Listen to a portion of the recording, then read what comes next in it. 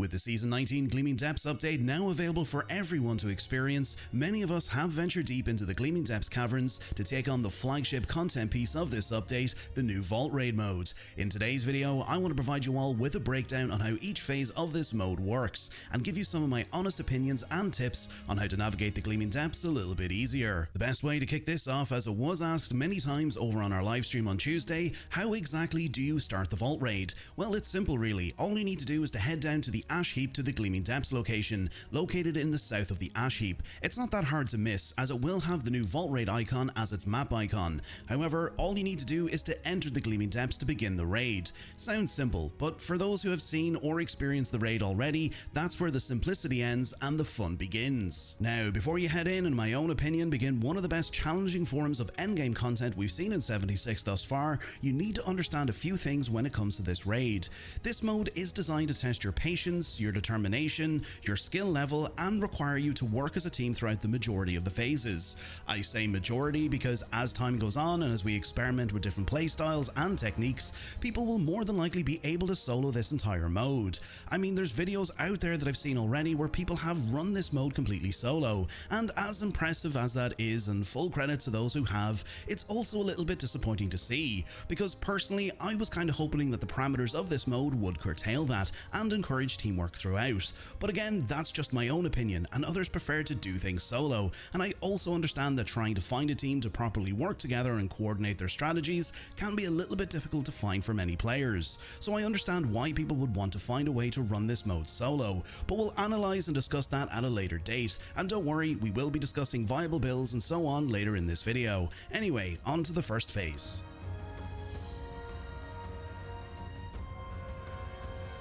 The first phase of the raid will find you battling against the EN06 Guardian, the first mini-boss of the raid. The way this encounter will work is that it will have you trying to defeat the Guardian. That's it, just defeat it. But of course, there are specific ways to do this, and also deterrents in your way to prevent you from defeating it. Firstly, in order to defeat the Guardian, you will need to firstly drain its ultragenetic shield system before you can inflict any damage to its primary health bar. Some of the best ways to do this, as the Guardian's damage output is no laughing matter. Depending on your build, it will inflict a lot of damage with the various weapons it has available, but a good way to do this is to try and target its shield system while using VATS. Weapons such as the Gauss minigun, laser rifles, and pepper shakers have all been noted by others in the community as some great weapons to use to drain its shield system a little bit quicker than other weapons. And yes, you can use weapons such as fixers, railway rifles, and so on if you're spec'd into commando builds, but overall energy weapons seem to do the trick when it comes to its shields. A good strategy if you're on a team is to have two people on the opposite side targeting its shield system, while the other two team members either try to tank the incoming damage or dodge and hide behind the concrete pillars while the Guardian is focused on them.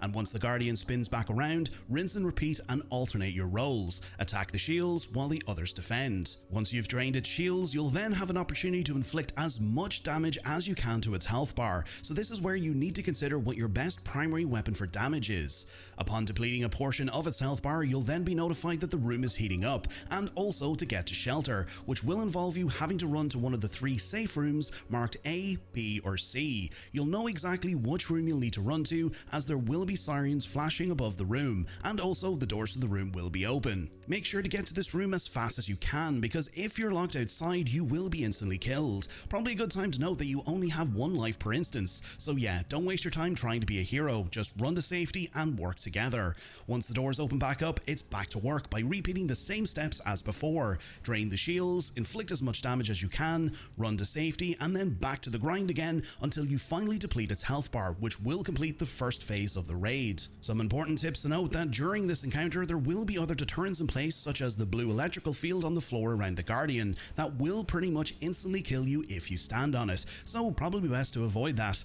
and also as well an invisible wall of instant death around the Guardian, so unfortunately you won't be able to and shouldn't be able to melee the Guardian, so melee builds might find it a little bit difficult during this phase. And before you mention, but Pineapple, I've seen videos of people using an auto axe and soloing the Guardian. Yes, I'm very much aware that there are ways to do this solo, and ways to go against the grain of the parameters of the encounter, but as I said, and as time goes on, we'll explore those avenues and we'll test different playstyles, but for now I'm just explaining how the encounter is intended.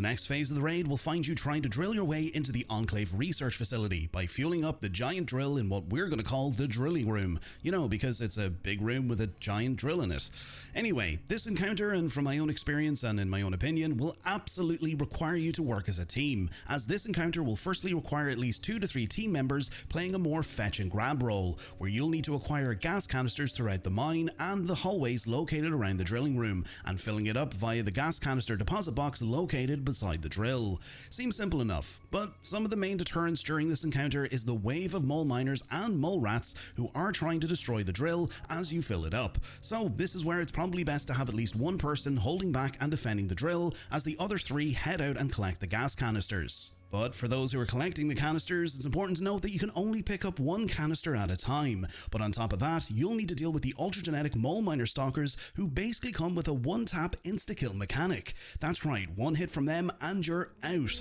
So this phase, and from what you can tell already, will require communication and teamwork. It's important to note though that as time goes on and as the timer increases and the more fuel that you deposit, the mole miner horde that's trying to destroy the drill will become more hostile, and also their damage output will increase, meaning they'll be dealing more damage on the drill. So it's probably best, and as I mentioned, to have as many people running out to collect the fuel canisters as one other person defends, or if you're brave enough, have all members run and collect the canisters initially to help speed up the process, and then have one other person defend. But depending on the size of your team, you'll need to figure out who stays back and defends and who runs out and collects the fuel. Another important note is that the main drilling room is basically a safe room from the ultragenetic mole miner stalkers, so they won't follow you back into the room. So if you need to take a breather for a moment, you can. But eventually, and once you've filled the drill, you'll complete the second encounter and drill your way into the Enclave research facility.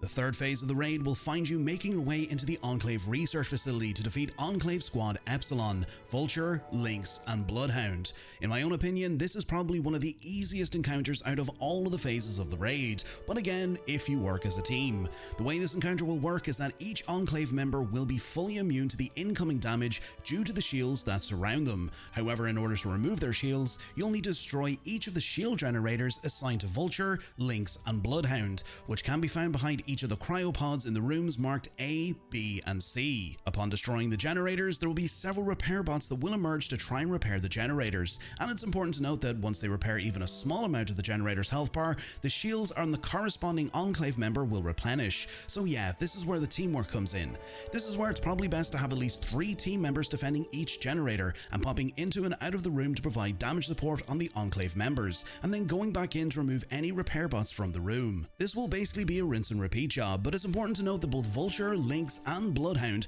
come equipped with each of the new 4-star legendary weapons that you can get your hands on: the Cauterizer, the Resolve Breaker, and the Flatliner, each of which come with unique legendary effects that can stagger you by freezing you, instantly inflict a high amount of melee damage, and also inflict a high amount of damage with criticals, so it's probably best to avoid as much of their incoming damage attacks as you can. Now, I want to also note that I learned this from Tyr, another incredible Fallout 76 content creator here in the community, so make sure to show your support and drop him a sub. But he brought it to light that at the moment the radiation bug is back when you use the gamma gun on an enemy, and specifically when it comes to Enclave squad Epsilon. It will inflict an unintended amount of damage on each enemy. You might remember that during the Skyline Valley update that this bug was notorious with the Storm Goliaths and could defeat each of them quite quickly. So as of now, this bug is back, but be warned that this will probably be patched, and in air quotes, fairly quickly, and I assume Bethesda are aware of it at this stage, but I wanted to share that with you all just so you know. But regardless of that, and don't worry, we will be discussing some of the issues with the raid shortly,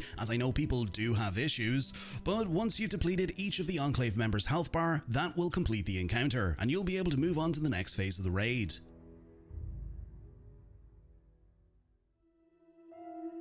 The next encounter of the raid will find you making your way directly into the research facility, which will involve you attempting to defeat the ultragenetic horde. Seems simple, defeat the horde and move on, but I think at this stage we all know it's not that simple and straightforward. Basically, the horde will be completely immune to incoming damage from you and your weapons, but that's where all of these crystals scattered around the room come into play, and to be honest, this phase will require communication and understanding from each of your members to make sure that you actually complete this properly, or insert surprise shock face can actually be completed it solo. I know, completely contradicting what I mentioned earlier, but anyway, the main objective is to defeat the entire horde by destroying each of the crystals as they get close to them, as upon destroying a crystal, it will emit a shockwave that will inflict damage upon the horde. But there's two things to note here. Firstly, it's best to group up as much of the enemies as you can at least around one of the crystals, as there are a limited amount of crystals that you can actually use to defeat the horde. So if you run out of crystals to destroy them and there's still enemies alive, well, you're kinda snookered and will need to start again. But secondly, upon destroying a crystal, it will also emit a pool of toxic and harmful gas that will damage you. So this is where you will need to use strategy in a big way if you're on a full team, so make sure everyone is going to the same crystal. And on the flip side of that, that's where I mentioned that running this solo can actually be a thing, and in some instances might actually work better if your team aren't properly communicating or working together, as you can simply hop around the room as the horde will only be focused on you. The best way to approach this is firstly focus on defeating the ultragenetic mole miner stalker, as similar to the drilling phase, this guy will instantly kill you if he one-taps you, so defeating him will not only relieve a bit of stress, but will also deplete a big chunk of the ultragenetic horde health bar. Another important thing to note, and if you know already, the larger crystals will inflict a greater amount of damage compared to the smaller crystals scattered around the room, so it's probably best to bunch up as many enemies around the bigger crystals and then moving on to the smaller crystals if you need to. But over time, the horde will grow in size and will increase your chances of inflicting damage, so try your best to balance out the amount of crystals that you use over the amount of enemies that you try to defeat. And then eventually, after your well played out strategy of attrition and once the health bar is depleted, it will complete the encounter and you'll move on to the final phase of the raid.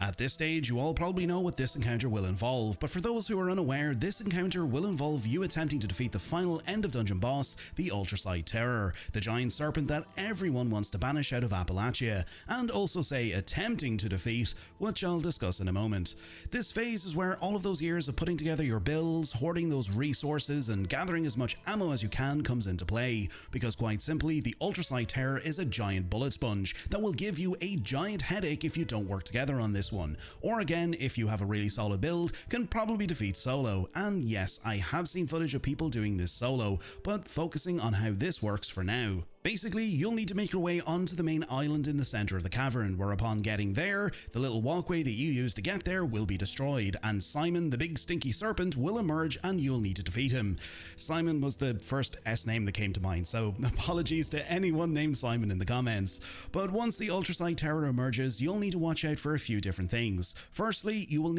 absolutely need to avoid the acid attacks it spits out at you, as they will inflict an enormous amount of damage on you and your team. And secondly, you'll need to avoid both its staggering attacks, which involves the terror attempting to bite you or one of your team members, and you'll also need to mitigate the screech attacks it produces by running as fast as you can towards it, as failure to do so will result in the Ultracite Terror pushing you off the island and into the pool of insta-kill green lava. Next, and once you've managed to deplete its health bar by roughly 25 to 30%, it will then use its tail to not only try and attack you, but it will also use it to destroy the island around you. So if you can, make sure to communicate to your team to focus all of your collective fire on the tail to avoid it from destroying the ground around you. And yes, this can be mitigated if you do this, because failure to do so, and once the terror uses its tail to destroy all of the island, well, it's time to get your swimming trunks on because you're going for a nice hot swim to the insta-death pool. On top of that, there will also be pools of acid scattered around the island, so you will need to avoid them and avoid any additional damage dealt to you or your team members. But over time, and eventually once you've rinsed and repeated this process, attack the terror, defeat its big swinging tail, and once its health bar is fully depleted, that will bring the raid to a close, and you will have sealed your name in the Hall of Champions who haven't pulled their hair out from the, and my own opinion, and as mentioned earlier, some of the best challenging forms of endgame content that Bethesda have released for Fallout 76. Now, on to what I mentioned earlier about some of the issues. So, it seems that at the moment, and I mean this when I say it, don't worry, Bethesda are fully aware and are trying to work on a fix for this, but for a lot of people, and including myself, a lot of people are experiencing game crashes, not only mid-raid, but more frequently during the final Ultracite Terror encounter. During our live stream on Tuesday, I personally experienced a couple of crashes mid-raid, and even when I was recording this footage, I experienced several crashes during the Ultracite Terror phase, which if you know how instance interiors work, and especially if you're on a team, can cause an enormous headache for everyone involved, and especially if you're the team leader. If you're a team lead and if you crash out and try and re-enter the raid, it will put you in your own instance vault raid raid minus your team members, and then on top of that, you won't be able to join your remaining members. Some workarounds to get back in on your team involve you leaving your team and then joining back in on them, and so forth, and then having to make your way back into the cavern and run all the way through the entire vault raid to get back down to where your team members are. Yeah, a bit of a frustrating one, and then after getting back to your team in one way, shape or form, you sort of have to pray to the Todd gods that the remaining team members don't crash either. So right now you're sort of flipping the coin of hope that you don't run into any issues. Now, with any major update like this, a lot of us in the community have grown accustomed to the bugs and issues upon release, so this doesn't really come as anything new, but it's definitely an important one to address because as this mode is the flagship piece of content for this update, I mean it's called the Gleaming Depths update after all, but I'm sure eventually that there will be a hotfix for this which will hopefully limit or squash the amount of issues that people are experiencing at the moment. Moving on to one of the biggest questions that people will probably ask when it comes to the Vault Raid specifically is what kind of builds are viable? Well, to answer that question, a majority of people have found that running a full health build is definitely one of the best viable options in surviving the majority of the encounters. However, you can run through this with a low health build too, but you will definitely need to make sure that your build is fully optimized for damage mitigation if you intend to run through this while at low health. Don't worry, I will be making build videos for the raid as time goes on, as I personally need to test out different builds that I currently run at the moment, and as this isn't a build video, I won't be discussing that or going into detail here, but it's important to note that 2 out of the 5 encounters don't really rely on you needing to have a fully optimized build, as the drilling encounter is more of a fetch quest, and the research facility is more of a game of chess. Just lure the enemies to the crystals and survive. But for the EN06 Guardian, and as I mentioned earlier, both heavy gunner builds focused around Gauss miniguns, Gatling plasmas, or energy weapons in general are definitely a go-to, and of course commando builds too. The Enclave Squad Epsilon encounter will definitely require a mixture of high DPS and tanky builds to mitigate incoming damage from each member and dealing enough damage to take them down. And then finally for the Ultracite Terror encounter, and as a team, there's definitely a lot of viable options for this, and I would probably recommend at least one medics build to help with HP restoration,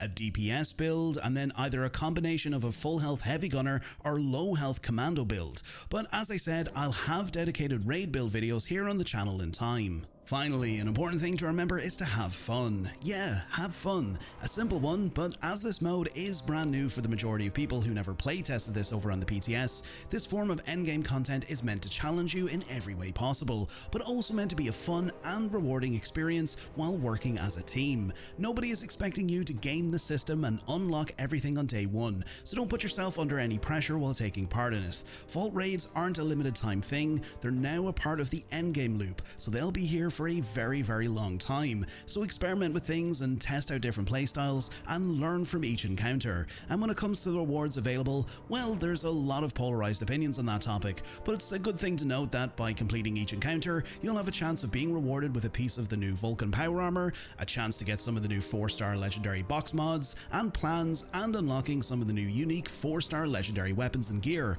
and of course a ton of other resources. However, that's everything for today. Let me know your thoughts down in the comments on the new Vault Raid mode and what your experience has been so far. As always, if you found today's video informative, consider giving the video a like and consider subscribing to the channel so you never miss out on future videos. To our channel members and subscribers, thank you for your continued support and helping the channel to grow. If you're picking up anything over on the Bethesda Gear store and you'd like to support the channel, you can use my creator code BT76RAID until December 13th to receive 20% off your entire purchase. Until next time, stay safe out there in the wasteland, welcome to Vault 93, and I'll catch you all in the next video.